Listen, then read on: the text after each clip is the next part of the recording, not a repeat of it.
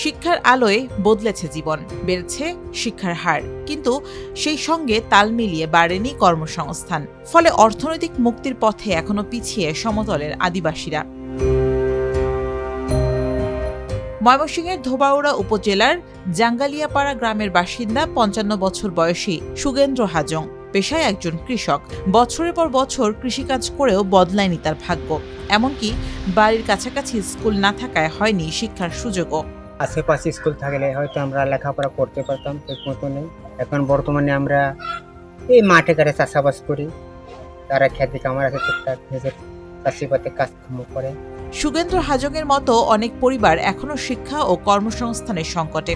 ভারতীয় সীমান্ত ঘেঁষা ধোবাউড়া উপজেলার পাহাড়ি জনপদে গারো, হাজং, হদি, বানাই সহ বিভিন্ন ক্ষুদ্র নৃগোষ্ঠীর বসবাস।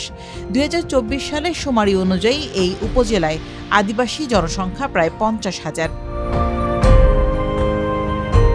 একসময় এদের শিক্ষা ও কর্মসংস্থানে বড় ভূমিকা রেখেছে বিভিন্ন উন্নয়ন সংস্থা। ১৯৭৭ সাল থেকে ওয়ার্ল্ড ভিশনের বিভিন্ন উদ্যোগে তৈরি হয় কাজের সুযোগ। তবে ২০১৭ সালে সংস্থাটির কার্যক্রম বন্ধ হলে চাকরি হারান অনেকে। তাদেরই একজন নিত্যানন্দ আরেং। একসময় ওয়ার্ল্ড ভিশনে চাকরি করলেও এখন তিনি বেকার। ওয়ার্ল্ড ভিশন একটা দাতা সংস্থা আমাদের এখানে এই এলাকায় কাজ করতো। এখানে আমরা সবাই মোটামুটি ওনাদের সাথে আমরা কাজ করতাম, অর্থাৎ এই সংস্থার মাঝে আমাদের জীবিকা নির্বাহ করা যেত। কিন্তু এই সংস্থা চলে যাওয়াতে আমরা এখন মোটামুটি আমাদের এলাকা, আমাদের এই আদিবাসী জনগোষ্ঠী এখন সবগুলি তাদের এখন কর্মসংস্থান নাই বললেই চলে। আদিবাসী নেতারা বলছেন, এই জনগোষ্ঠীর মাঝে বর্তমানে শিক্ষার হার প্রায় ৯৫%, কিন্তু কর্মসংস্থান মাত্র ২৫%। চাকরির পাশাপাশি কর্মসংস্থানের সুযোগ বাড়াতে প্রয়োজন সরকারি সহায়তা ও সচেতনতা। আরও আদিবাসীরা বর্তমান সময়ে অনেক শিক্ষায় এগিয়ে থাকলেও তাদের তেমন সরকারি কোনো কর্মসংস্থান নেই। সরকার তাদেরকে ওইরকম উপযুক্ত শিক্ষার কর্মসংস্থান দেয় নাই।